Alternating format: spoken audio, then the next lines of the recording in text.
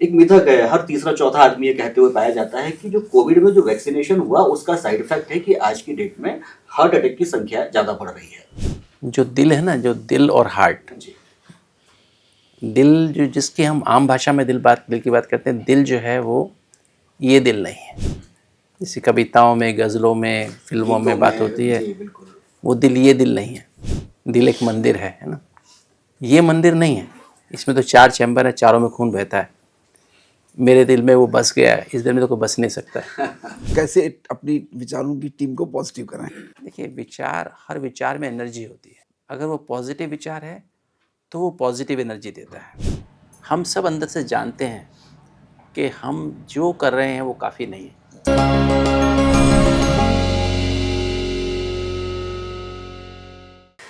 नमस्कार, चेतना का विज्ञान डॉक्टर आमोद सचान के साथ ये जो प्रोग्राम है ये धीरे धीरे और अचीवमेंट्स की तरफ बढ़ता जा रहा है। हम नित्य नए प्रयोग कर रहे हैं सत्य को लेके और कई तरीके के सकारात्मक प्रयोग उसमें शामिल हैं। डॉक्टर साहब को उसमें बहुत बड़ा योगदान है। आज हमारे साथ में जो सबसे बड़ा हमारा सौभाग्य है, भारत के बहुत प्रतिष्ठित हृदय रोग विशेषज्ञ डॉक्टर सतीश गुप्ता जी हमारे साथ में आज मौजूद हैं। आपका मैं स्वागत करता हूं। डॉक्टर आमोद कुमार सचान जी, आपका भी मैं स्वागत करता हूं। हमारा जो दिल है सर, चूंकि हार्ट से संबंधित हम सवाल आज करना चाहेंगे। हमारा दिल जो है वो सिर्फ खून ही पंप नहीं करता है ऐसा मुझे लगता है। ये बहुत सारी यादें, बहुत सारी मेमोरीज, खुशियाँ, दुख, अच्छी बुरी बातें, विचार, बहुत सारी चीज़ों को पंप करता है। और आज के दौर में हम देख रहे हैं कि विज्ञान ने बहुत तरक्की कर ली है, बहुत आगे बढ़ गया है। हार्ट को मेजरेबल बना लिया है, नाप लिया है उसको, उसके शिराओं को, उसकी सारी की सारी चीज़ों को, लेकिन उसकी पीड़ा अभी भी इमेजरेबल है।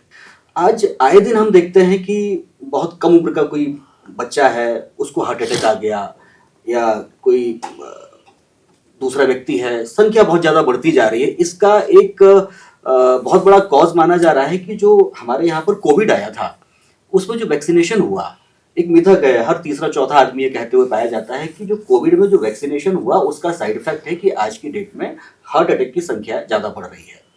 इसके बारे में थोड़ा सा हमें बताएं कि क्या ये है या ये मिथक है?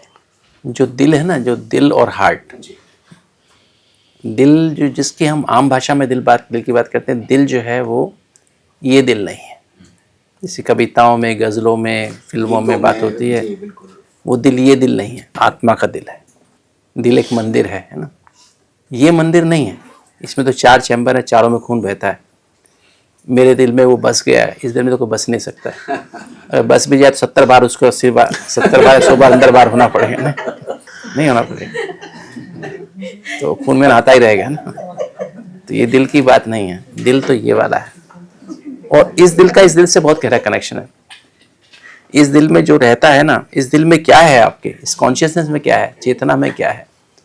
अगर इस चेतना में आपके जो स्टेबल है, अगर वो स्टेबल है, जो दिल में रहने वाले स्टेबल है, तो ये दिल भी स्टेबल है।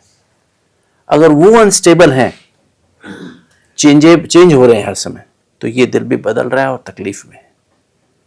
तो ये दिल में कौन रहता है? अगर इस दिल में सत्य रहता है, मैं आत्मा हूँ और परमात्मा से कनेक्टेड हूँ, उसकी संतान कहूँ या उसका मैं, या वो मेरा फादर है। जैसे हम कहते हैं गॉड फादर कहते हैं ना, सभी हम परमात्मा के बच्चे हैं। हम एक परमात्मा के बच्चे, आपस में आत्माएं भाई भाई कहते हैं ना, यूनिवर्सल सेइंग है। One God, one world, one family कहते हैं ना सभी। One God, one world, one family. एक ईश्वर है, एक संसार है, एक विश्व है, और हम एक परिवार है। सारा विश्व एक परिवार। ये है हमारा इंटरनेशनल सभी का एक आदर्श सिचुएशन है, वो आदर्श सिचुएशन है। तो वो जब हमारी चेतना में रहता है, चेतना में, इस कॉन्शियसनेस में रहता है, जिस दिल में रहता है, तो ये दिल हेल्दी रहता है।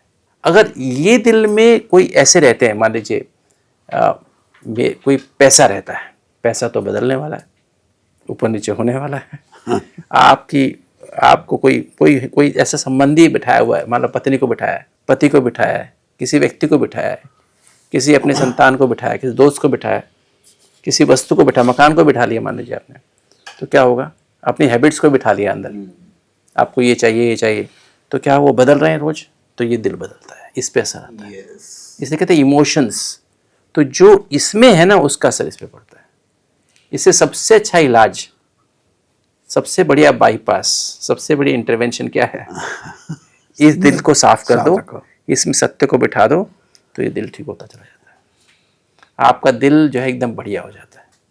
चेतना की स्पर्श की आवश्यकता है। और मैं एक चीज़ जो आपने कहा, कोविड वाली बात कही, वैक्सीनेशन की बात कही, इस पर रिसर्च हो चुकी है। इसका कोई कनेक्शन ना वैक्सीन से कनेक्शन ना कोविड से कनेक्शन है।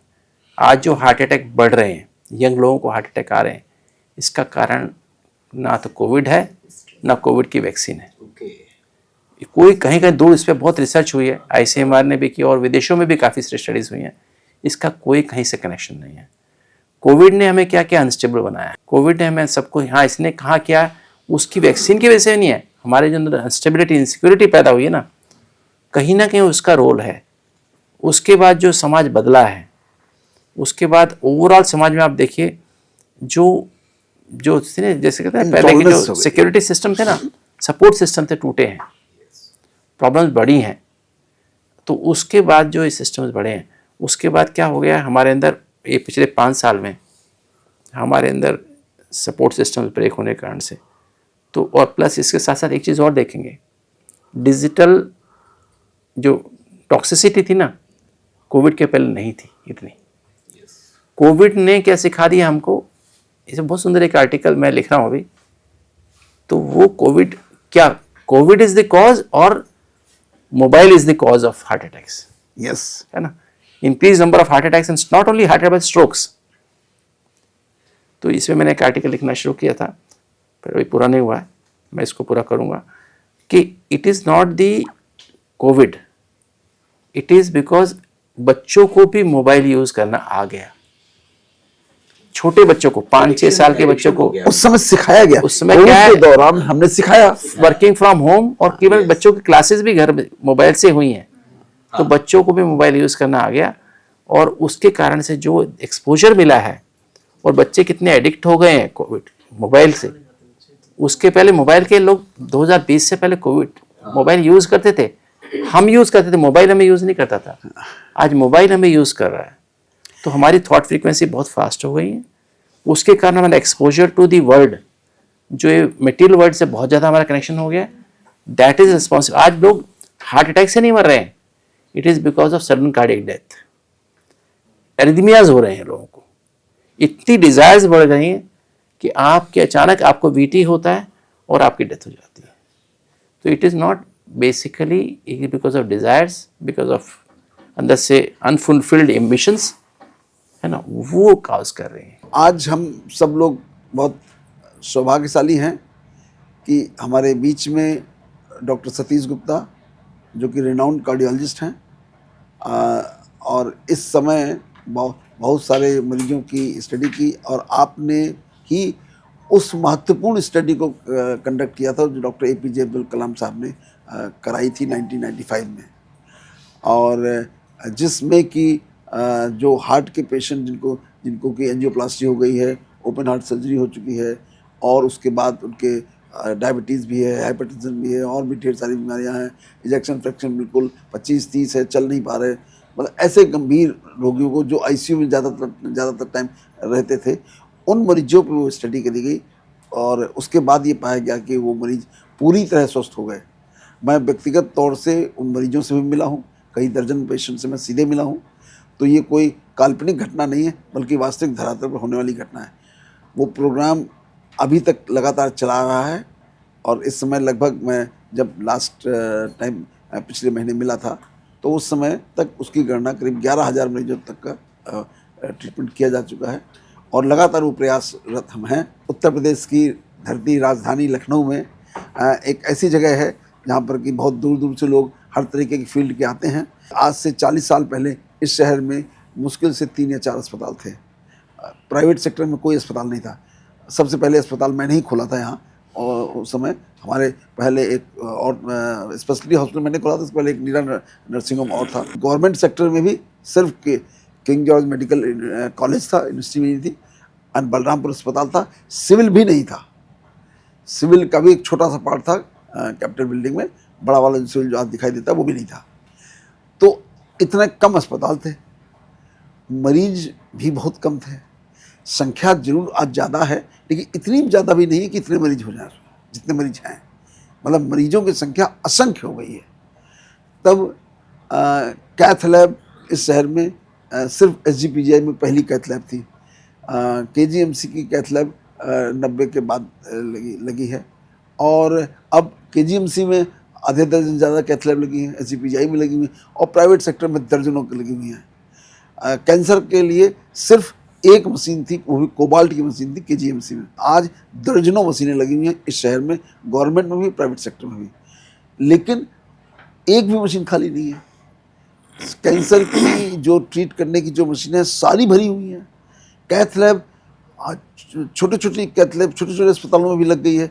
उसके बावजूद भी मरीज बढ़ते ही जा रहे हैं, और बढ़ते ही नहीं जा रहे हैं बल्कि उनकी उम्र घटती जा रही है। अब 25 साल 30 साल 32 साल के बच्चों में हार्ट अटैक हो रहा है, बड़े तो छोड़िए। तो इसका क्या कारण है, क्यों इतना ज़्यादा ये प्रकोप बढ़ गया है? मैं डॉक्टर गुप्ता से जानना चाहूँगा, कुछ इस बारे में राय अपनी जाहिर करें कि वास्तविकता क्या है, मर्ज बढ़ने के इतने कारण क्या है?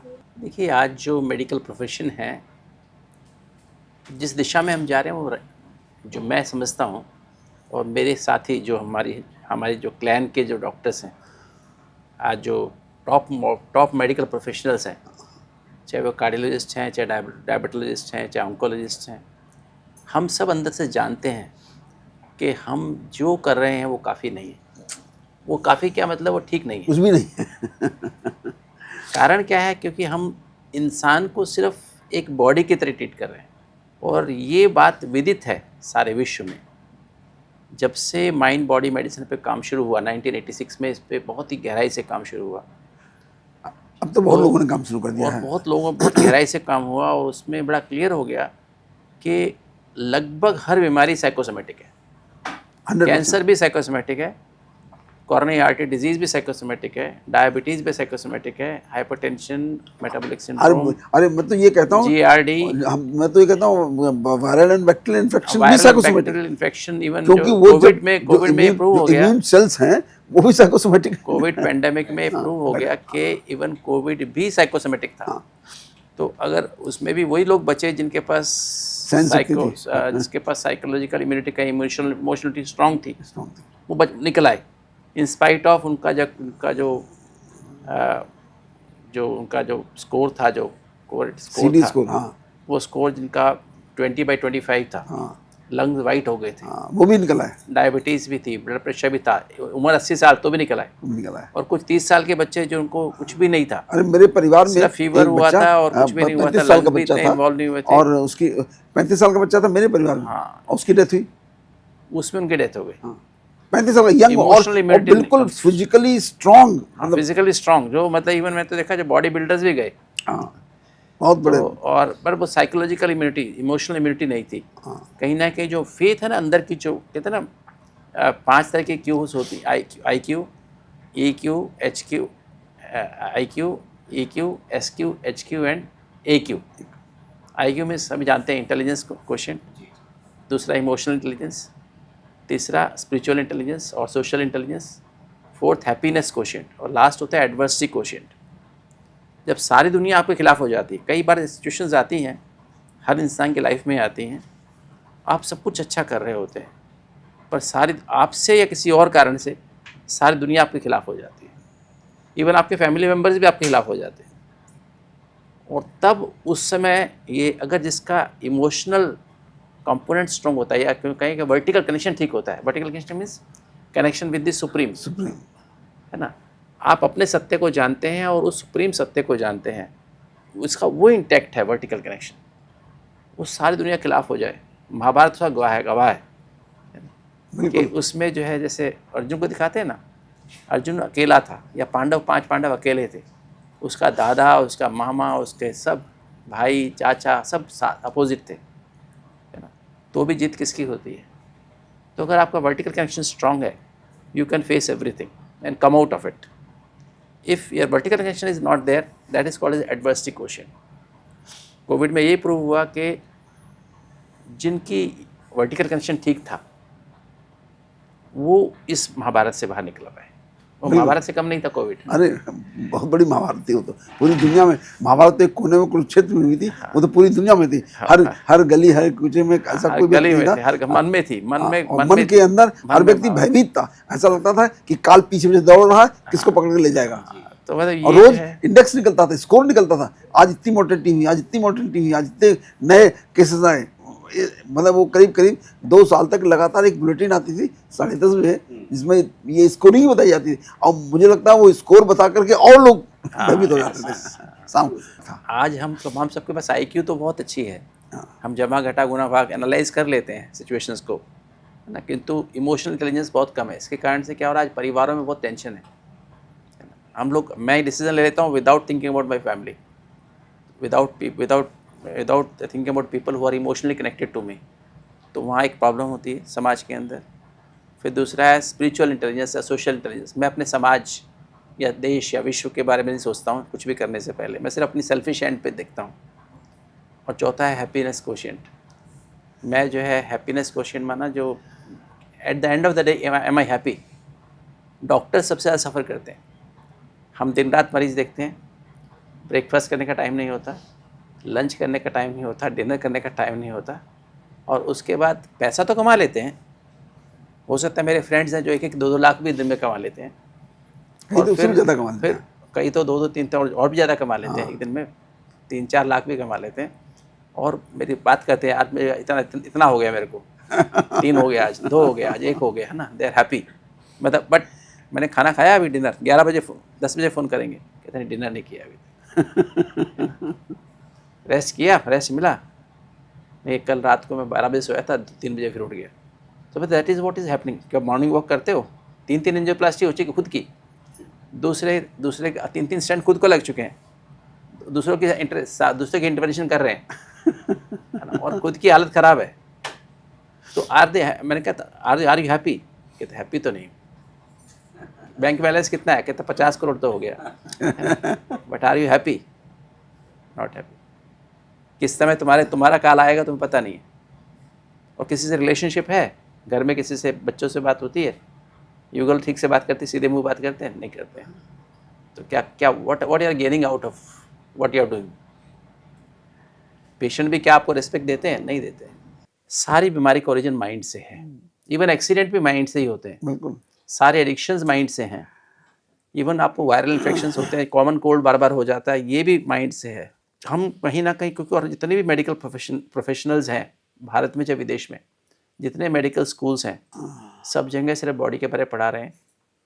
कोई आज के मेडिकल प्रोफेशनल को कोई ट्रेनिंग माइंड के बारे में नहीं है, स्पिरिचुअलिटी की कोई ट्रेनिंग नहीं है, जबकि तो यही बहुत इम्पोर्टेंट। सर, ये जो सबसे महत्वपूर्ण विषय सामने आता है, समझ में आता है कि ऐसा क्यों हुआ, ऐसा क्या कारण है कि आज से 40-50 साल पहले स्थितियाँ इतनी भयावह नहीं थी जितनी भयावह आज हैं, और हर दिन घटती जा रही। तो ऐसा मनुष्य के अंदर क्या हो गया है जो इस डिटेरेशन इतना फास्ट हो रहा है?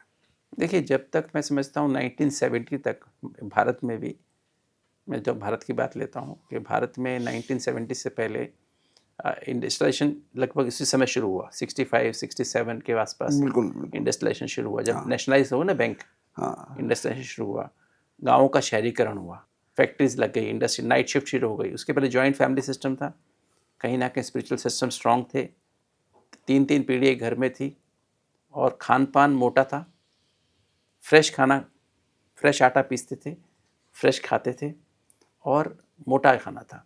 सबका सैर अपने आप थी, सब लोग लंकी में, सबसे लंबे लंबे लोग थे, पतले दुबले लोग थे, ओबेसिटी नहीं थी, डायबिटीज़ नहीं थी, बहुत लगभग ना के बराबर थी, ब्लड प्रेशर नहीं था, हार्ट डिजीज़ तो एकदम अननोन थी। मतलब 70-80 के बाद जो बहुत ऐसे होते ना, जो हाईली स्ट्रेस्ड इंडिविजुअल्स, बड़े बड़े एग्जीक्यूटिव्स, बड़े बड़े बिजनेसमैन, जो सबसे ज़्यादा बड़ी चीज़ मुझे लगती है, status symbol, it was status symbol to have a heart attack. तो मतलब ये जो है मुझे समझ में आता है कि सेल्फ सेंटर्ड होने के कारण, नहीं, जैसे ये शिफ्ट शुरू हुआ, ये जो शुरू हुआ ना, तो हमारा जो अर्बनाइजेशन हुआ, खान पान बिगड़ा, जो मार्केट में खाना मिलना शुरू हुआ, बाहर बहुत सारी फैक्ट्री, बहुत सारी कंपनीज बाहर से आ गई, जंक फूड शुरू हुआ, फास्ट एंड जंक फूड वहाँ शुरू हुआ, उसी समय शुरू हुआ। उस समय जो है सारा, और plus social support system, spiritual system खत्म हो गए, उसके कारण से सारा जो है एक स्ट्रक्चर बिगड़ी, एक साथ कई चीजें, एक साथ कई सारी चीजें हुई, कई मतलब हुआ। एकदम लाइफस्टाइल बिगड़ गया।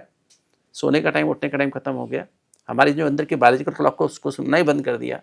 ये तो मुझे याद है, हमारे घरों में 10 बजे के बाद सोने, काम पढ़ने नहीं देते थे माता पिता, और 4 बजे के बाद सोने नहीं देते थे, बिल्कुल सही है। उठा देते थे, 4 जबरदस्ती उठाते थे। और माताएं सुबह से भजन करना शुरू करती थी, आटा पीसती थी, रोज का रोज हम आटा पीसते थे, रोज का रोज हम खाते थे। और आज क्या कर रहे हैं, आज आटा पिसता है, पिसाया बाजार से लाते हैं, सब में कीड़े होते हैं, और वो क्या होते हैं, इंसेक्टिसाइड्स होते हैं। पेस्टिसाइड, जो आप आटा घर में खा रहे हैं ना, उसमें इंसेक्टिसाइड्स हैं डाले हुए हैं, और उसमें एक, ताकि वो खाना आटा मेंटेन हो रहा है, इतने दिन प्रिजर्व, चाहे किसी पैकेट में रख दीजिए। नहीं तो हम रोज के रोज आटा, मैं तो अभी देखा है, जब ये जब कुछ सालों से हम देख रहे हैं कि हम आटा अपना 1 किलो आटा पिसवाते हैं आजकल, जो मिक्स आटा पिसवाते हैं, हाँ, मिलेट वाला, और एक, अगर मैंने देखा 1 हफ्ते के बाद कीड़े पड़ने शुरू हो जाते हैं आटे में, और हम वही खा रहे हैं। बिल्कुल सही है। तो पता, हम लोग जो है खाना खा, इवन जो वेजिटेबल्स हैं, सलाद तो खाते ही लोग, फ्रूट्स खाते ही नहीं, जबकि ये हमने सिद्ध किया है कि जो हमारी आंतें 24 फुट लंबी है लगभग, हमारी हाइट से 4 गुना ज़्यादा है हमारी जो आंतें, इंटेस्टाइन, पूरी जीआई ट्रैक्ट है अंदर जो है, इसके अंदर कम से कम, अगर हम वी वांटेड, जो हमारे भोजन है ना, उसका पहला फंक्शन पोषण नहीं है, नरिशमेंट नहीं है, पहला फंक्शन क्लीनिंग है। मेरे खाने में 70% शुड बी फाइबर, फ्रूट्स और वेजिटेबल सैलेड्स होने चाहिए, 30% ही अनाज होना चाहिए। और आज क्या है उल्टा, मैं तो समझता हूँ 90% लोग जो है, 90% जो है 100% सैलेड तो देखने के लिए, सैलेड, और वो तो एक फैशन हो गया। हाँ। उसका रिजल्ट भी सामने है। तो हमारी आंतें, मैं तो ये देख रहा हूँ कि लोगों की जो सिस्टम है ना, हमारे जो आंतों में रिसेप्टर्स हैं, जो आइलियम में रिसेप्टर्स होते हैं, वो जो रिसेप्टर्स जो सेंसर होते हैं, वो क्या चीज़ मुझे ऑब्जॉर्व करनी, क्या ऑब्जॉर्व नहीं करनी, कितने डिमांड आती है, एक्टिव प्रोसेस है डिमांड, हम उसको पहले से ऊपर से सिस्टम से उसको ब्रेक करते हुए, कार्बोहाइड्रेट को, प्रोटीन को, फैट को, या जो भी विटामिन, जो भी चीज़ हम खा रहे हैं, उसको ब्रेक करके हम नीचे तक पहुंचती है। और उसमें से फिर हमें, मान लीजिए मैंने एक 100 ग्राम घी खा लिया, आज बटर खा लिया, और मेरी बॉडी की डिमांड सिर्फ 1 ग्राम है, तो 1 ग्राम ही एब्जॉर्ब होने वाला है, एक्टिव प्रोसेस। किंतु हमने अपने रिसेप्टर्स को इतना ख़राब कर देते हैं, मैदा खा के, जंक फूड खा के, वो रिसेप्टर्स क्लॉग हो जाते हैं। कारण जो है, आज ओबेसिटी बढ़ रही है, कारण क्या है, स्ट्रेस, तनाव, जल्दी, चिंता, गुस्सा, pressure of time, pressure of work, resentment. आज लोगों के अंदर बहुत यंग जनरेशन बहुत रिजेंटमेंट है, दबा हुआ सप्रेस्ड एंगर है, कि वो चाहते हैं कुछ करना, और डिमांड, उनकी इच्छाएं बहुत हैं, जो चाहते हैं करना, वो फिजिकल डिमांड्स बहुत ज़्यादा है। हमारे टाइम में फिजिकल डिमांड इतनी ज़्यादा नहीं थी। बिल्कुल, सब आज संतुष्ट है। डिजीज़, आज आप कह रहे हैं डॉक्टर साहब, ये बीमारी जो 40 साल में कैसे बढ़ गई, हमारी जनरेशन में हम खुश थे, हमें थोड़ा सा मिल गया, माता पिता ने जो दे दिया, हम बहुत खुश थे। आज बच्चों की डिमांड्स इतनी ज़्यादा है, इच्छाएं इतनी ज़्यादा, इतना थोड़े समय में कमा लेना चाहते हैं कि बहुत ज़्यादा, they think about money money money and money, वो दे थिंक अबाउट बड़ी बड़ी गाड़ियाँ, है ना। तो आज जो है वो सिचुएशंस ऐसी हो गई हैं कि आज वो घर में एकता भी नहीं है। हम लोग 7 8 10 बच्चे होते थे, 10 बच्चे घर में, एक ही कमरे में सो जाते थे, वहीं पे माता पिता सो रहे हैं, वहीं पे बच्चे सो रहे हैं, दादा दादी भी एक कमरे में सो रहे हैं, एक ही कमरे में सब, तो प्रॉब्लम नहीं थी। आज जो है सिचुएशंस, ये आप जो कह रहे हैं ना, ये सारा कारण यही हुआ है, कहीं ना कहीं हम लोग, हमारे जो है जो वर्टिकल कनेक्शन ख़त्म हो गया, और हमारा जो है खान पान, टोटल फिजिकल हम चीज़ में चले गए। और रिसेप्टर्स का मेन कारण ही ये है, रिसेप्टर्स जो है तब ठीक काम करते हैं जब आप स्ट्रेस फ्री हों, आप रिलैक्स स्टेट ऑफ माइंड में हों, ये तो रिसेप्टर्स काम ही नहीं करते हैं। और रिसेप्टर्स काम नहीं कर रहे हैं, आपके इंटेस्टाइन के रिसेप्टर्स, आपके लीवर में भी रिसेप्टर्स हैं, एलडीएल रिसेप्टर्स हैं। कोलेस्ट्रॉल क्यों जमा हो रहा है, आपका फैटी लीवर क्यों होता है, क्यों होता है फैटी लीवर? आज 30% लोगों को फैटी लीवर है, अप्रॉक्सीमेट, अभी स्टडी हमने पढ़ी, बिल्कुल 30% लोगों को फैटी लीवर है। बड़ी भारी प्रॉब्लम है। पहले कहते हैं शराब से लीवर खराब होता है, अब शराब से, आज तो शराब वालों की तो प्रॉब्लम ही कुछ नहीं रही है। आज तो जो हम खा रहे हैं शराब वाले इतने हुए, आज जो खा रहे हैं ना हम लोग, वो लीवर उससे ही खराब हो रहा है। पहले स्ट्रेस कभी कभी हुआ करते 15-20 दिन में एक बार, अभी स्ट्रेस रोज है और डेली बढ़ रही है, पूरे दिन है, पूरे दिन है। पहले स्ट्रेस 15-20 दिन में एक बार आई, मैनेज हो गई, चलो फिर उसके बाद मस्ती है, और फिर उसके बाद फिर 15-20 दिन में आई, फिर मैनेज कर ली। अब स्ट्रेस हर समय ही है ना, और उसके कारण क्या है, लगातार कॉर्टिसोल, हाइपर कॉर्टिसोलीमिया हो रहा है, उससे डिप्रेशन भी हो रहा है। आज डिप्रेशन क्यों बढ़ रहा है बच्चों में, एडल्ट्स में भी बढ़ रहा है, बच्चों में बढ़ रहा है, खुशी नहीं है अंदर से, उस खुशी के कारण हम गलत खा रहे हैं। पता ना आपको, 100 से ज़्यादा मूड स्टडी हुए हैं साइंस में, और उसमें पता है कि हर मूड डिसाइड्स योर फूड। आप गलत खाना क्यों खाते हैं, जंक फूड क्यों खाते हैं, आप मीठा क्यों खाते हैं, डायबिटीज़ है तो भी क्यों खाते हो, आप स्पाइसी फूड क्यों खा रहे हैं, हॉट एंड स्पाइसी क्यों खा रहे हैं, उसके पीछे आपका मन है। मूड खराब है इसलिए खा रहे हो। अगर मूड आपका अच्छा रहे तो क्या होगा, फिर तो आप then you will go for healthy food ना। आज हेल्दी फूड सामने रखा है, सलाद भी रखा हुआ है, ये सब रखा हुआ है, आप उसको छोड़ देते हो, फ्रूट नहीं खाते हो, और छोले भटूरे ज़्यादा प्रेफर करते तो ये बेसिक का एक विशेष साइकिल में हम फंस गए। तो इससे निकलने के लिए हमें ज़रूरी है कि हम अपना क्या ठीक करें, वर्टिकल कनेक्शन ठीक करें, वर्टिकल कनेक्शन ठीक है ना, जो हम हैं उसमें टिकें। इसी को कहते हैं मेडिटेशन। और कैंसर का भी कारण क्या हो रहा है, कैंसर भी अंदर से आ रहा है। हमारी बॉडी के हर ऑर्गन का एक फंक्शन है, उसकी एक बॉडी में पर्पस है। अगर उस पर्पस को हम सॉल्व नहीं कर रहे हैं, उस पर्पस से उसको यूज़ नहीं कर रहे हैं, तो उसमें एक डिसऑर्डर्ड ग्रोथ हो रही है। माइटोसिस होता है ना, एक माइटोसिस कहते हैं सेल डिवाइड करते हैं। एक ऊपर हमारे भी यहाँ पर ग्रोथ हार्मोन होता है, एक ग्रोथ इनहिबिटिंग हार्मोन होता है, एक सोमेटोस्टेटिन होता है और एक सोमेटो दूसरा हार्मोन है जो उसको ग्रोथ को कम करता है। तो उन दोनों के बैलेंस से हमारी सेल्स की ग्रोथ होती है, और दोनों के दोनों जब उनका इम्बैलेंस होता है ना, स्ट्रेस से होता है। तुमने कीमोथेरेपी भी, सर्जरी भी कर ली, कीमोथेरेपी भी कर ली, रेडियोथेरेपी भी, फिर कैंसर वापस क्यों आ रहा है? मन की सर्जरी तो करनी, कारण कहाँ से आया? आ तो मन से रहा है ना, मन से आ रहा है ना, उसको आप क्यों नहीं कंट्रोल कर पा रहे हो? वो जो फैक्टर्स, जितने भी आपके जो फैक्टर्स हैं, जो ऑन्कोजीन्स हैं, उन्होंने पता हम ऑन्कोजीन्स की स्टडी कर रहे हैं। मैंने कहा ऑन्कोजीन्स क्यों कई लोगों में ऑन्कोजीन्स हैं, डिटेक्ट हो रहे हैं, उसके बाद कैंसर उनको नहीं आ रहा है। और किंतु कई लोगों को कैंसर ऑन्कोजीन डिटेक्ट ही नहीं हो रहे। आपने सारे उसकी उसे प्रोफाइल करा लिया, और उसके बाद नॉर्मल है, और फिर कैंसर देखो अगले 6 महीने पे कैंसर आ गया, है ना। क्यों आया कैंसर, कहाँ से निकल आया कैंसर? बेसिक क्या था कि हमें समझना होगा कि हमारी जो साइंस है वन डिमेंशनल है। इसको हमें, इसकी जो इंसान वन डिमेंशनल नहीं है, इंसान मरने के बाद उसको बॉडी कहते हैं। कोई पेशेंट सीरियस होता है, हमारे अस्पताल में आता है, बचाने की कोशिश करते हैं। 1 घंटा पहले आया था, वो कहते हैं भी पेशेंट सीरियस आया और मर गया, बचा नहीं पाए, तो डॉक्टर क्या कहता है, I am sorry, I tried my best, take the body. अभी बॉडी हो गया, पेशेंट लाया था, अभी क्या जा रहा है बाहर, बॉडी। और हम किसका इलाज कर रहे हैं? बॉडी का इलाज कर रहे हैं। डॉक्टर का किसका जा रहा है कि बॉडी का इलाज करो, बॉडी के बारे में पढ़ाया जा रहा है, बॉडी के बारे में सिखाया जा रहा है। सारी सर्जरी, सारी मेडिसिन, सारी की सारी फिजियोथेरेपी, डाइट, सब बॉडी के लिए है, और माइंड के बारे में कुछ भी नहीं है, नॉलेज नहीं है।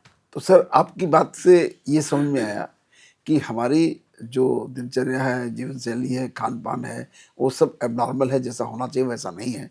तो हमें आदर्श रूप से ये बताएं कि हम क्या क्या करें और क्या क्या न करें, जिससे कि हम स्वस्थ रह सकें। एक सबसे पहली बात है, हमें समझना है कि पहले हमें कंप्लीट, जो हमारी medicine has to be complete. We have to integrate knowledge of mind and soul, spirituality in modern medicine, modern healthcare. Modern healthcare without spirituality is useless. I say it is causing more harm than good. Mortality, अभी सर्वे हुआ अहमदाबाद में, चेन्नई में सर्वे हुआ, ये पाया गया general population से doctors को ज़्यादा प्रॉब्लम्स हैं।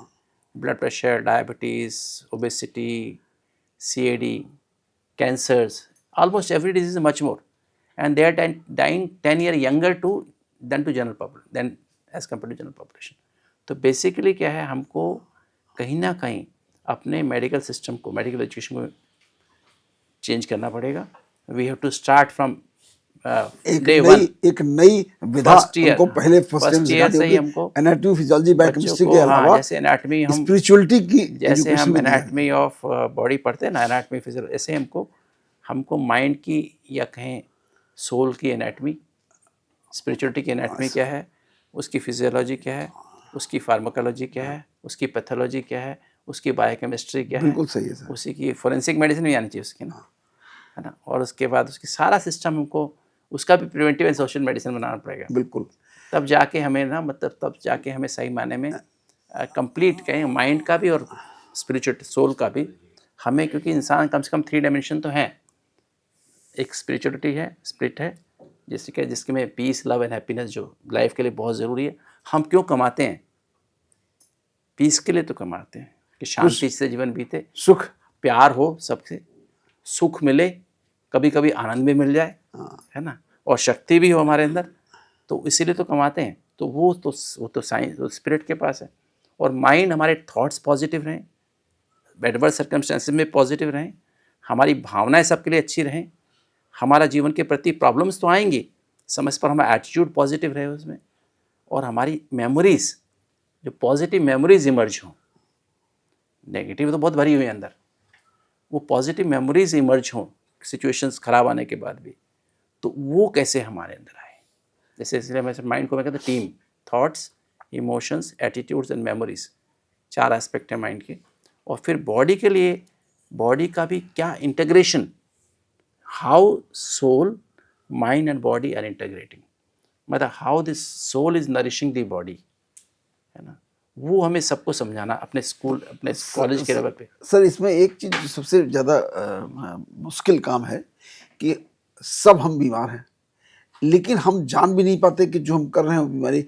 तो ऐसा क्या diagnostic cardinal science and symptoms हो जिससे हम ये जान जाएं और हम अपने आप को रोक सकें? कोई ऐसी चीज़ है जो हमको महसूस करे? क्योंकि आज तो हर बच्चा भी स्ट्रेस्ड है, हर बड़ा भी स्ट्रेस्ड है, बस सारे स्ट्रेस्ड हैं, और मालूम है कि स्ट्रेस ही बीमारी पैदा कर रही है। आज की मेडिसिन बहुत ही प्रिमिटिव है। हाँ, बिल्कुल प्रिमिटिव समझ रहे हैं, बेसिक है, कुछ भी नहीं है। बेसिक बना। आज हम किसी बीमारी को डायग्नोज करने के लिए उसको पहले तो हम उससे 10 मिनट बात करेंगे, फिर उसका एक्सरे कराएंगे, ब्लड टेस्ट कराएंगे, ईसीजी कराएंगे, फिर एमआरआई कराएंगे, सीटी स्कैन कराएंगे, पेट स्कैन कराएंगे, उसके बाद भी हम डायग्नोज नहीं कर पा रहे हैं। अब बात तब भी नहीं करेंगे सर, है ना, ये सब मरीज से बात नहीं करेंगे, डायग्नोज तब भी नहीं कर पा रहे हैं। हाँ। और ट्रीटमेंट फिर कहाँ गलत कर रहे हैं पता ही नहीं लगता है। हाँ।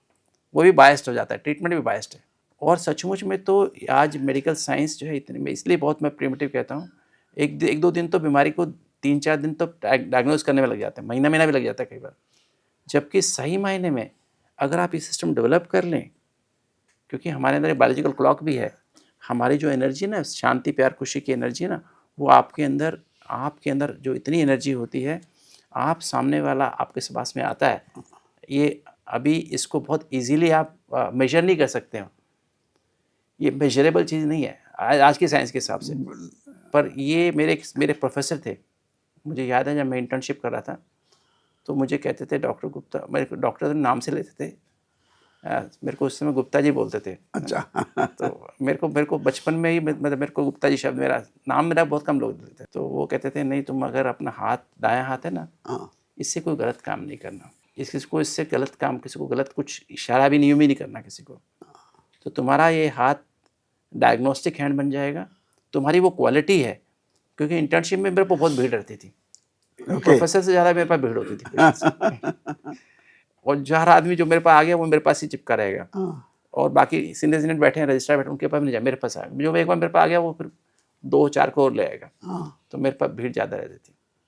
तो वो जो है वो भी देखते थे, मेरे प्रोफेसर थे। तो रात में नाइट ड्यूटी होता था, मैं सुबह तक पेशेंट को ठीक कर लेता था, उसके मन की सारी बातें निकाल लेता था। मैं जागता था नाइट में, तो कहते हैं आज ये पेशेंट इतना खुश क्यों लग रहा है? कहते हैं कौन था ड्यूटी पे? अच्छा, गुप्ता जी ड्यूटी पे होंगे। सर एक तो और ये जो मैं इसलिए कहना चाहता हूँ कि सचमुच में अगर आप कर लें, तो क्या होता है, आपकी जो ना हाथ ही आपका, ये एमआरआई है, सीटी स्कैन है, बिल्कुल सर, ये डायग्नोज कर लेता है, और ये हीलिंग भी करता है। एक हीलिंग टच से मरीज Healing भी ठीक हो जाता है, करता छूने से ठीक हो जाता है। अभी लास्ट वीक की बात है, एक पेशेंट इंटेस्टिनल ऑब्स्ट्रक्शन का आया, ओटी के लिए रेडी हो गया था। तो हम जनरल राउंड ले रहे थे, तो हमने स्टाफ से पूछा लोगों से क्या हुआ, इसमें फाइल देखी, उसमें लिखा था subcutaneous obstruction and it was ready to get operated. तो मैंने 2 मिनट उसका ध्यान किया, उसको टच किया, सिर्फ हीलिंग दी उसको, हे प्रभु थोड़ा इसके कल्याण करो। इनको लिखा कि एनिमा लगाओ सुबह शाम दोपहर, और नेक्स्ट मॉर्निंग जब आए तो पता लगा उसने स्टूल पास कर दिया और वो डिस्चार्ज होकर चला गया। एक और चीज़ मैं कहना चाहूँगा कि एक हमारे विज्ञान में एक बहुत बड़ी कमी है, उसको आप एग्री करेंगे, कि हम विशेषज्ञ होते जा रहे हैं हर ब्रांच की। जैसे पहले मेडिसिन थी खाली, अब मेडिसिन की डिवाइड हो गई, कार्डियोलॉजी हो गई, न्यूरोलॉजी हो गई, गैस्ट्रोएंटरोलॉजिस्ट हो गई, एज नेफ्रोलॉजिस्ट, ढेर सारे बीमार। उसके बाद उसकी भी specially paediatric cardiology, paediatric nephrology, geriatric cardiology, और तो क्या ऐसा है कार्डियोलॉजी में इलेक्ट्रोफिजियोलॉजी हाँ, अलग है, स्ट्रक्चर तो सर मैं सर ये समझता हूँ कि जब हम बात करते हैं तो जो जितना ज्यादा विशेषज्ञ होता है उसका ज्ञान उतना ही कम है शरीर के बारे में। वो खाली उसी नैरो एरिया में तो घूम रहा होता है, लेकिन बीमारी तो एक जगह होती नहीं है कि हार्ट में हो रही है या किडनी में हो रही है, बीमारी तो पूरे शरीर में होती है। तो हम समझते हैं सर, ये जो विशेषज्ञता है ये हमको और ज्यादा अंधकार की तरफ ले जा रही है बजाय प्रकाश के। ईगो की तरफ ले जा रही है अहंकार की तरफ। जहाँ अहंकार है भगवान नहीं, वहाँ पे हीलिंग ही नहीं है। अहंकार है, वहाँ हीलिंग नहीं है। मतलब ये आपका जो नेचर है ना, आपका जो थिंकिंग बिहेवियर है ना, आपका थिंकिंग पैटर्न, वो आपकी आर्टरी को ब्लॉक कर रहा है। वो फला जगह पे वो एनर्जी का ब्लॉक हो रहा है, वहीं पे कोलेस्ट्रॉल डिपॉजिट हो रहा है वो उसमें। कैल्सीफाई भी क्यों ना, उसके कैल्सीफाइड ब्लॉक क्यों हो रहा है? क्योंकि वो भी आपकी नेचर है। आप इतने स्टबर्न हो गए हो, इतने ज़िद्दी हो गए हो कि आप अब बदलना ही नहीं चाहते हो, तो आपकी कैल्सिफिकेशन तो होने ही वाला आपकी आर्टरीज में। अब सर मेरा सवाल एक आपसे बहुत महत्वपूर्ण है। देखिए हम सब डॉक्टर मेडिकल में आए, पढ़ा, तो शुरू से तो हमारा रुझान ऐसा नहीं था कि हम ये जो आज बातें कर रहे हैं तब समझ नहीं आती। ये मान सकते हैं कि हमारा व्यवहार सौम्य होता है, लोगों के प्रति करुणा थी, दया थी, लेकिन ये नहीं जानते थे कि इसका कोई हीलिंग इफेक्ट भी है। हाँ, बस खाली करते थे, नेचर था हमारा।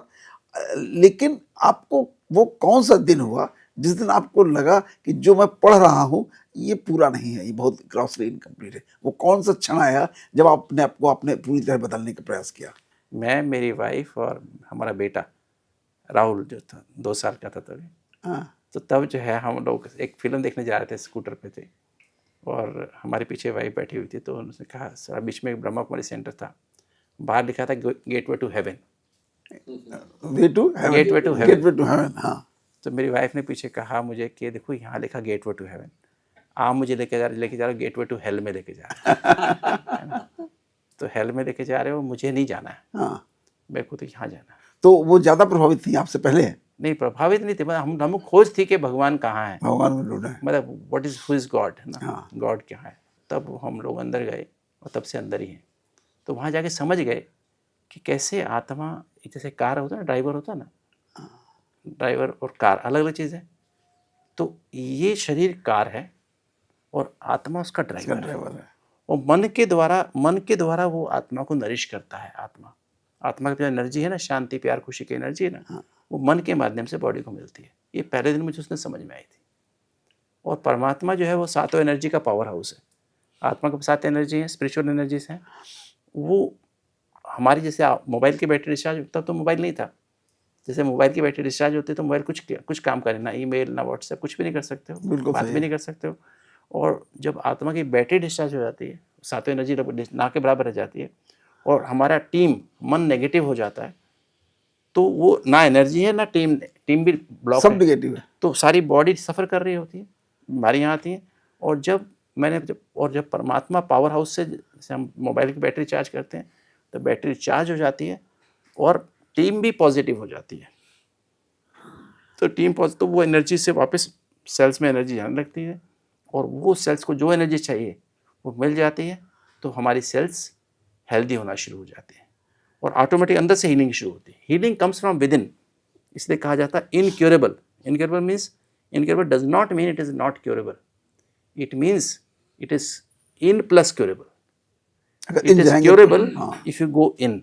वो जो एनर्जी जो परमात्मा से जो आ रही है मेरे पास, प्योरिटी की, पीस की, लव, ट्रू लव क्या होता है, हैप्पीनेस क्या होता है, ब्लिस क्या होता है, वो टीम तो मेरी अगर नेगेटिव अंदर जाएगी नहीं, कितना मर्जी मेडिटेशन कर लूँ। तो अगर टीम पॉजिटिव होनी चाहिए, इससे मेरा जो संग है मेरा पॉजिटिव होना चाहिए। संग मेरा नेगेटिव है तो टीम नेगेटिव अपने आप हो जाएगी। संग मेरा भोजन, अन्न मेरा पॉजिटिव होना चाहिए, अन्न से मन बनता है तो वो पॉजिटिव होना चाहिए। और फिर जो मेरी बॉडी, अगर मैं ऐसा भोजन खा रहा हूँ, फास्ट और जंक फूड खा रहा हूँ, तो वो शांति, प्यार, खुशी की एनर्जी मेरी सेल्स रिसीव ही नहीं करेंगी। इसलिए भोजन मेरा, और मैं तामसिक भोजन खा रहा हूँ, नॉनवेज खा रहा हूँ, लहसुन प्याज खा रहा हूँ जो तामसिक है, तो चाय कॉफ़ी पी रहा हूँ, कोल्ड ड्रिंक्स पी रहा हूँ जो उत्तेजना पैदा, कैफीन बहुत ज़्यादा ले रहा हूँ जो उत्तेजना पैदा करते हैं बॉडी में, तो वो एनर्जी रिसीव ही नहीं करेंगे। तो मेरा भोजन सात्विक होना चाहिए, शुद्ध सात्विक होना चाहिए। सात्विक का मतलब और क्या होता है? सात्विक मतलब सातों गुणों को बढ़ाने वाला, जैसे ज़्यादा सारा फ्रूट्स, सैलेड्स, स्प्राउट्स, चपाती, सब्जी, जो हमारे हार्मोनस, जो कहते हार्मोन सिस्टम से इंटीग्रेट करती है। उसमें सोने का टाइम, उठने का टाइम है, उसमें मेडिटेशन करने का समय है, प्लानिंग करने का समय है, उसमें वॉकिंग करने का समय है, उसमें ब्रेकफास्ट, लंच, डिनर करने का समय है, काम करने का समय है। तो वो उसको फॉलो करें तो हम we can enjoy a completely healthy and happy life, healthy body and happy mind. कैसे अपनी विचारों की टीम को पॉजिटिव करें?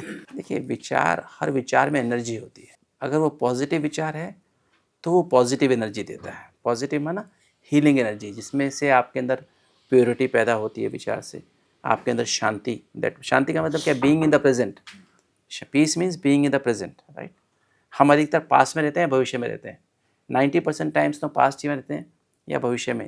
पास्ट के साइकोलॉजिकल इमोशनल हर्ट्स जो बचपन से हमें हुई हैं, और भविष्य में इनसिक्योरिटी, क्या हो, मेरा क्या होगा, उसमें रहते हैं।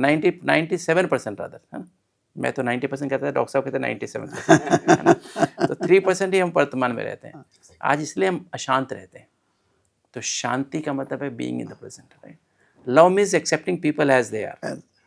मेरे घर में मेरी पत्नी, मेरा पति, मेरे बच्चे, मेरे साथी, मेरे ऑफिस में काम करने वाले, मेरे हॉस्पिटल में काम करने वाले लोग, जो जैसे हैं, जो वो भी, accept जहाँ भी दुनिया में पड़ोसी हैं, जो भी हैं विश्व में जो लोग हैं, वो उन सबको एक्सेप्ट करना। उनका एक हर एक का, everyone has been created for a proper purpose. और वो पर्पस क्या है? कर्मों की, उसके पीछे कर्म सिद्धांत है। किसी से मैंने गलत किया हुआ है तो मुझे वापस गलत मिलने वाला है। मैं कितना मर्जी कमा लूँ, मैं कितना मर्जी कमा लूँ, अगर मेरे भाग्य में थोड़ा सा है ना, तो मुझे उतना ही मिलने वाला है, उससे ज़्यादा नहीं मिलने वाला है ना। आएगा और जाएगा, कि तो मेरे पास उतना ही रहेगा जितना मेरे भाग्य में है। आज सवेरे की घटना है, मेरे पास यहाँ कॉस्मेटोलॉजी की एक एसोसिएशन है, इंटरनेशनल एसोसिएशन ऑफ कॉस्मेटोलॉजी। तो उसकी जो नेशनल प्रेसिडेंट हैं वो मुझसे मिलने आई और कहने लगी आप एक लेक्चर ले लीजिए एंटी एजिंग पे, एंटी एजिंग ड्रग्स पे। तो मैंने कहा एंटी एजिंग, खाली एंटी एजिंग ऊपर स्किन में अकेले नहीं है, अंदर से है, हमारे क्रोमोसोम में है, हमारे जीन्स में है। आज जब हम स्टडी करते हैं तो ये पाते हैं कि हमारे यंग बॉय जिसकी उम्र 25 साल है, 30 साल है, 32 साल, जब उसकी क्रोमोसोमल स्टडी करते हैं देखते हैं पता 65 साल का है, 70 साल का है, उसकी टेलोमेर्स बिल्कुल थिन, एकदम छोटे हो गए। हाँ, थिन आउट बची हुई है। तो इसलिए वो हार्ट अटैक भी उसको, वो है जरूर 25 साल 30 साल का, लेकिन उसकी क्रोमोसोमल एज जो है वो 65 साल 70 साल है, इसलिए डेथ हो रही है उसकी। इसलिए हार्ट अटैक 25 में आ रहा है। तो हमने कहा इसको बढ़ाने का जो तरीका है वही असली एंटी एजिंग मेडिसिन है, जो हमारी फार्माकोलॉजिकल एंटी एजिंग। हमने कहा पढ़ा तो हम देंगे, लेकिन हम एडवोकेट नहीं करते। इसलिए हम लोग क्या करें, अपना जो प्लानिंग कर रहे हैं, अभी नए इंस्टीट्यूट में प्लानिंग कर रहे हैं कि उसमें मॉलिक्यूलर बायोलॉजी को डेवलप करेंगे, ताकि हम टेलोमरेज एक्टिविटी को मेजर कर सकें, ट्रांसक्रिप्टेज ये डॉक्टर साहब का एक मिशन है कि हम यहीं पर राम सनेही घाट में ही एक आप लैब बनाएंगे। उस लैब में क्या क्या होगा आप बताते हैं। तो उसमें हम, ताकि हर चीज़, हमारे थॉट्स का क्या असर होता है, हमारे खान पान, आपने एक चाय का कप पिया उसका बॉडी पे क्या असर होगा, एक जंक फूड खाया, समोसा खाया, उसका असर बॉडी पे क्या होगा, वो एक आप विद इन ए मिनट आपके ऊपर असर होगा, और वो आप मेजर कर सकते हो ना। तो बेसिक जो बात कर रहे थे कि हर थॉट में एनर्जी है। आप जो अच्छे पॉजिटिव थॉट्स करते हैं तो आपकी वो एनर्जी, प्योरिटी की एनर्जी, शांति की energy, pure love means accepting people as they are, happiness means contentment, जो मिला, जितना मिला, हर एक के अपने भाग्य में। आपके पास गाड़ी है, मेरे पास साइकिल है, तो I should be happy with my cycle, है ना। आपके भाग्य में कार है, तो आपकी कार आपके भाग्य से मिली है। मुझे साइकिल मिले, मेरे भाग्य। आई हैव टू बी मुझे सिखाया जाता था, मेरे फादर हमेशा कहते बेटा, और हमें भी फीलिंग भी नहीं होती थी। हमारा छोटा सा घर है, किसी का बहुत बड़ा घर है, किसी घर का 2 गाड़ी खड़ी है, मेरे घर में साइकिल भी नहीं है। I was happy. मुझे इच्छा नहीं थी कि मेरे पास 2 गाड़ी आ जाए, और वो उस समय की संतुष्टता ही संतुष्टता, स्वास्थ्य का बेसिक स्वास्थ्य आधार का था, आधार। और जो और कोई दूसरे की देख के ईर्ष्या नहीं करता था। और नेगेटिव विचार जो है उसमें नेगेटिव एनर्जी क्या हो, उसमें एनर्जी, एंजाइटी की एनर्जी, एंजाइटी, वो नेगेटिव एनर्जी, एंजाइटी, चिंता पैदा हो जाएगी, मेरा क्या होगा, उदासी पैदा हो जाएगी, गुस्सा आएगा जोर से, मैं ऐसा कर दूँ, ऐसा कर दूँ, ऐसा कर दूँ, है ना, एकदम रिजेंटमेंट आएगी जोर से, राइट, क्रिटिसिज्म आएगा, ये ऐसा करता है, ये ऐसा करता है, ये ऐसा करता है, मैं इससे बात नहीं करूँगा, इससे बात नहीं करूँगी, मैं इसको माफ़ नहीं कर सकता, इसको माफ़ नहीं कर सकती। आज क्या हो रहा है, कोर्ट केस क्यों बढ़ रहे हैं, डाइवोर्स क्यों हो रहे हैं, प्रॉब्लम्स क्यों हो रही हैं, एक दूसरे को टॉलरेट नहीं कर पा Acceptance रहे, ही नहीं है। नेगेटिव एनर्जी, नेगेटिव थॉट्स पैदा हो रहे हैं।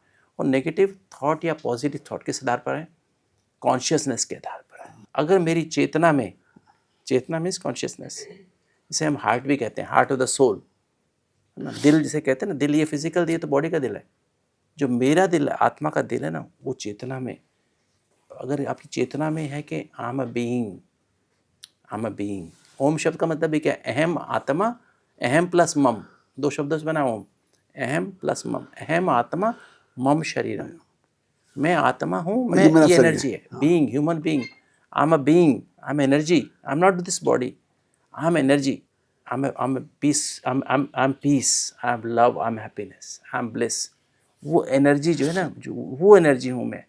और ये आत्मा शरीर तो अलग है, शरीर 5 एलिमेंट का बना हुआ है, आत्मा एनर्जी की 5 एलिमेंट की नहीं बनी हुई, 5 तत्व की नहीं बनी। तो मैं आत्मा हूँ, अगर ये फीलिंग रहे तो अपने आप आपकी टीम पॉजिटिव हो जाएगी, आपके विचार, आपकी भावनाएं, आपकी स्मृतियाँ आत्मिक स्वरूप में पॉजिटिव है होंगी। कि मैं ये जितना आत्मा हूँ, मैं ये शरीर नहीं हूँ। जितना मैं तो जो डॉक्टर हूँ, आत्मा के जो गुण हैं वो मेरे गुण हैं।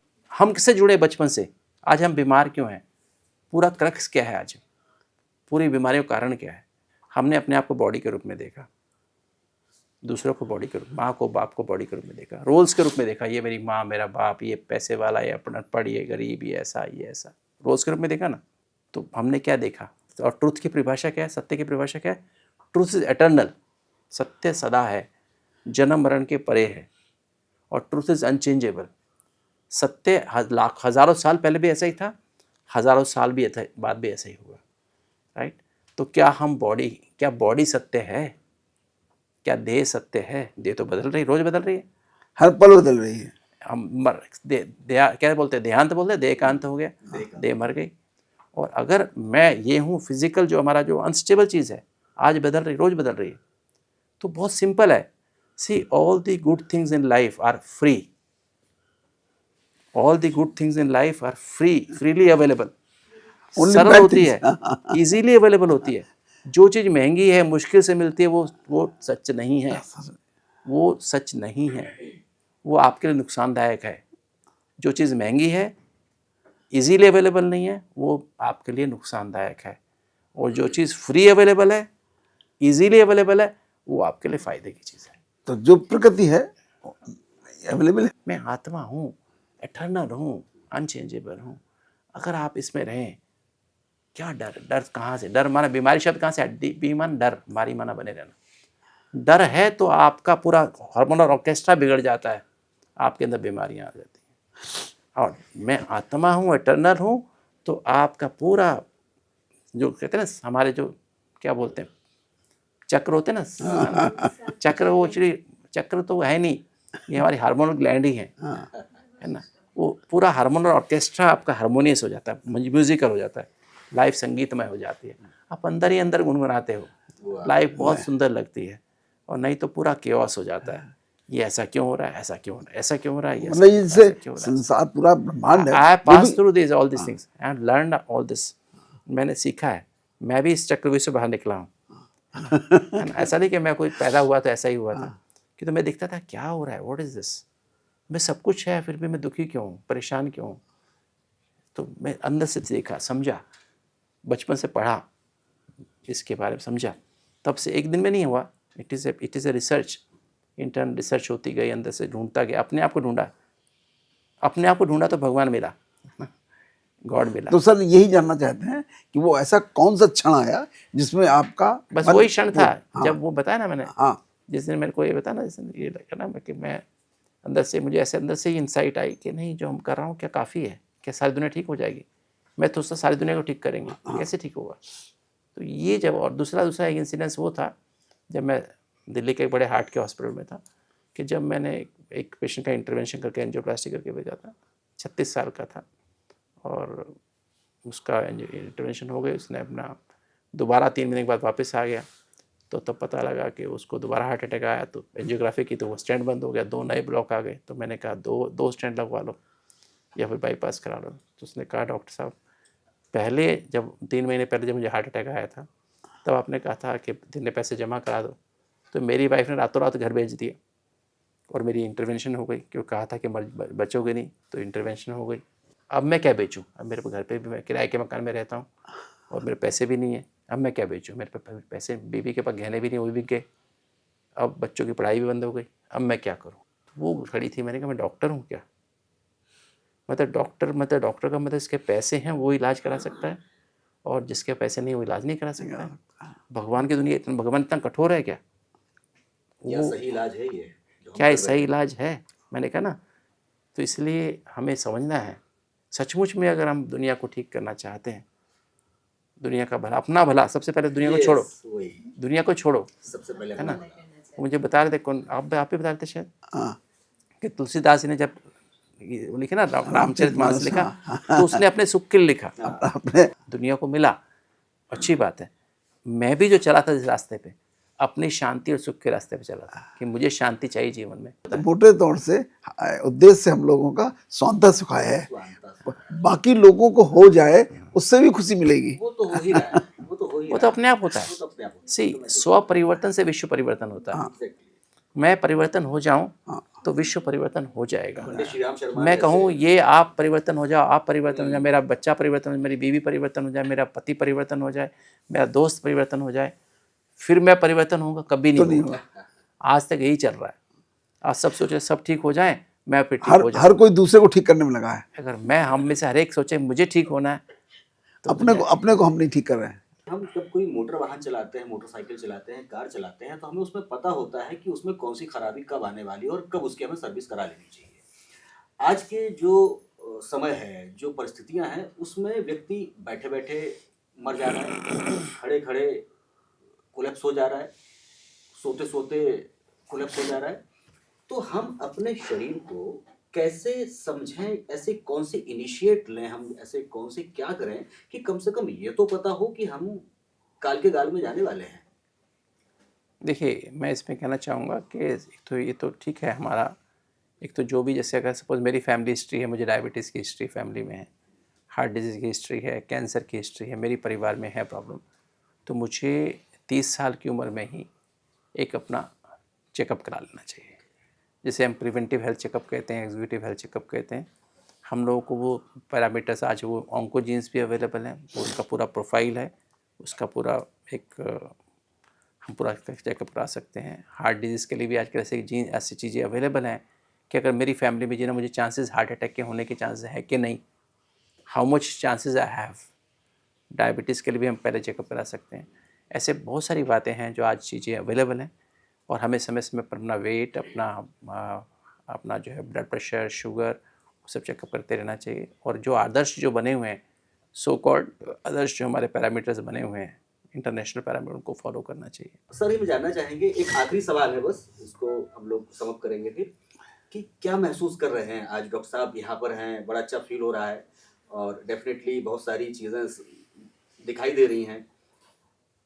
इस स्टेज पर आके चेतना का विज्ञान, जहाँ से हमारा सफ़र शुरू हुआ था, क्या बदलाव महसूस कर रहे हैं आप अपने भीतर, अपने आसपास के माहौल में? क्या क्या बदलाव महसूस कर रहे हैं? और कुछ चंद शब्दों में डॉक्टर साहब के साथ जो आपकी अगली स्ट्रेटजी है।